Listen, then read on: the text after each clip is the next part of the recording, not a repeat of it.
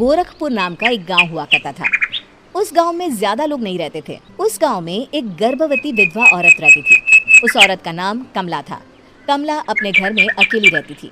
उसके पति की सारी जायदाद उसके नाम हो गई थी, पर सभी गांव वाले उस औरत को मनहूस औरत समझा करते थे और सभी उससे नफरत किया करते थे। एक बार कमला राशन की दुकान पर खाने का सामान खरीदने जाती है।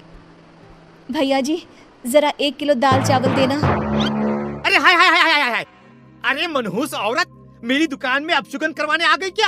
है, चल जा यहाँ से, मैं कुछ नहीं देने वाला हूँ तुझे। भाग भाग यहाँ से, चल जा निकल। भैया जी ऐसा मत कहिए, मैं गर्भवती हूँ, मुझे खाने की बहुत जरूरत है, मुझे खाना दे दीजिए। दुकानदार कमला को वहाँ से धक्के मारकर भगा देता है। तभी कमला रोते रोते उस गांव के किन्नरों के इलाके में आ जाती है। गांव वाले किन्नरों को उसी इलाके में रखा करते थे, क्योंकि वो लोग किन्नरों को पसंद नहीं करते थे और उनके इलाके में रहने से मना करते थे। तो किन्नरों ने उसी गांव में अपना एक इलाका बना लिया था। जब किन्नर लोग देखते हैं कि एक गर्भवती महिला रोते रोते उनके इलाके में आ गई है, तो सारे किन्नर कमला के पास जाकर उसका हाल पूछने लगते हैं। क्या हुआ बहन, तुम्हारी गर्भवती अवस्था में इतनी बुरी हालत कैसे? तुम रो क्यों रही हो? तुम डरो मत, हम तुम्हें कोई नुकसान नहीं पहुंचाएंगे। तुम शांत होकर सब बताओ कि हुआ क्या है। मैं कमला हूँ, मैं गांव के दूसरे इलाके से आई हूँ। 2 महीने पहले ही मेरे पति की मौत हुई है। मुझे गांव के लोग मनहूस मानते हैं, क्योंकि मैं विधवा हूँ और गर्भवती भी। वहाँ के लोग मुझे खाने के लिए कुछ बेचने के लिए भी तैयार नहीं, जिससे मेरा गुजारा नहीं हो रहा था। कोई बात नहीं कमला, हम तुम्हारा ख्याल रखेंगे। किन्नर लोग कमला को एक खाली घर में रहने के लिए जगह दे देते हैं और उसकी देखभाल भी करते हैं। कुछ ही महीने बाद कमला अपने बच्चे को जन्म देती है, पर अफसोस, कमला बच्चे को जन्म देते ही अपनी जान गंवा देती है। जब सब किन्नर बच्चे को देखते हैं तो बहुत खुश हो जाते हैं, क्योंकि वो बच्चा भी किन्नर ही था। कमला ने एक किन्नर बच्चे को जन्म दिया था। अब इस बच्चे की देखभाल कौन करेगा? हम तो इस बच्चे को गांव के दूसरे इलाके में भी नहीं भेज सकते। और तो क्या हुआ, इस बच्चे की माँ नहीं रही तो हम इसे पालेंगे। अब ये हमारे इलाके में रहेगा, हमारे साथ रहेगा। फिर वो किन्नर उस किन्नर बच्चे को गोद ले लेते हैं, उसका नामकरण कराते हैं। उस किन्नर बच्चे का नाम शक्ति रखा जाता है। देखते ही देखते शक्ति बड़ी होने लगती है। उसके रंग रूप बहुत सुंदर थे। वो बहुत सुंदर किन्नर दिखती है। एक दिन शक्ति एक किन्नर से पूछती है, माँ जी सुनिए ना, ये गांव के दूसरे इलाके में भी तो लोग रहते हैं, तो हम वहाँ क्यों नहीं जाते? हम उनसे अलग क्यों रहते हैं? शक्ति, क्योंकि वो लोग हमारे जैसे नहीं, वो लोग हमें पसंद नहीं करते, इसीलिए हम उनसे अलग रहते हैं। क्यों? वो हमें क्यों पसंद नहीं करते? मुझे एक बार उस इलाके में जाना है, मैं एक बार वहाँ जाकर घूम कर आऊँ।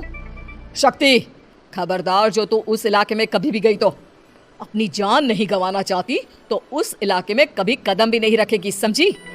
इतना कहकर वो किन्नर वहाँ से चली जाती है। शक्ति उस किन्नर की बात सुनकर बहुत रोती है। माँ जी ऐसा कैसे कह सकती हैं?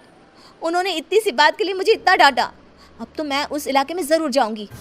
फिर एक दिन शक्ति गांव के दूसरे इलाके में चुपके से जाती है। ये लोग तो हमारे जैसे ही इंसान हैं, तो ये हमसे नफरत क्यों करते हैं? जब शक्ति उस इलाके में पहुंचती है तो गांव के सारे आदमी उसके रूप से मोहित हो जाते हैं। वो लोग ये अंदाज़ा नहीं लगा पाते कि वो किन्नर है। शक्ति की सुंदरता देखकर सारे गांव वाले उसकी तारीफ करने लगते हैं। तभी गांव का चक्कर लगाने गांव के जमींदार का बेटा हर्ष वहां पहुंचता है। हर्ष भी दिखने में बहुत सुंदर होता है। जब हर्ष ने शक्ति को देखा तो वो भी उससे मोहित हो गया, और जब शक्ति की नज़र हर्ष पर पड़ी तो वो हर्ष को देखकर मोहित हो गई। आपको पहले कभी इस गांव में देखा नहीं। इस गांव में आप नए हैं क्या? जी नहीं, वो मैं बस।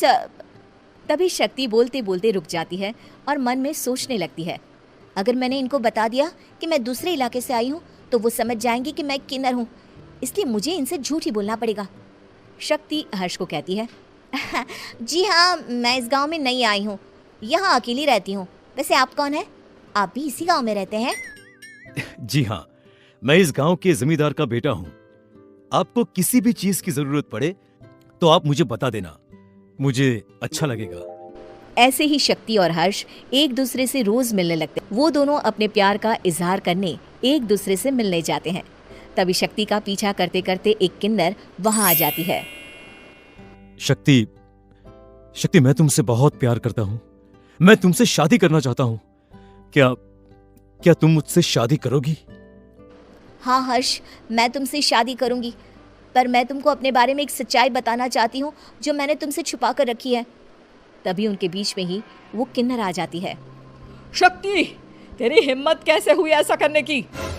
वो किन्नर शक्ति को खींचकर गांव के जमींदार के पास ले जाती है।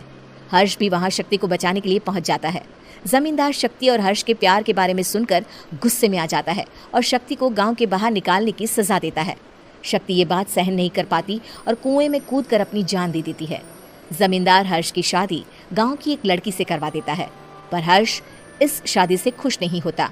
शक्ति अपना बदला लेने के लिए मरने के बाद किन्नर चुड़ैल बन जाती है। अब मैं इन गांव वालों को नहीं छोड़ूंगी, अब इनसे मैं अपने प्यार का बदला लूंगी। किन्नर चुड़ैल गांव वालों को परेशान करना शुरू कर देती है। एक बार वो रात को गांव के खेतों में पहुंच जाती है और वहां आग लगा देती है। सारी फसल जल के राख हो जाती है। जब एक आदमी रात को उठकर देखता है कि खेत में आग लग गई है तो वो वहां पहुंच जाता है। वो देखता है कि खेतों के बीचों बीच एक किन्नर चुड़ैल खड़ी है और वहां खड़े होकर ताली बजा रही है। गांव वाला किन्नर चुड़ैल को देखकर बेहोश हो जाता है। जब सुबह उस आदमी को होश आता है तो वो सीधा जमींदार के पास जाता है। अरे जमींदार साहब, अरे वो किन्नर चुड़ैल ने मेरी सारी फसल जला दी।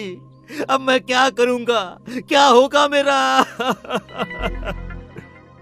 जमींदार चुड़ैल किन्नर का नाम सुनते ही सब कुछ समझ जाता है।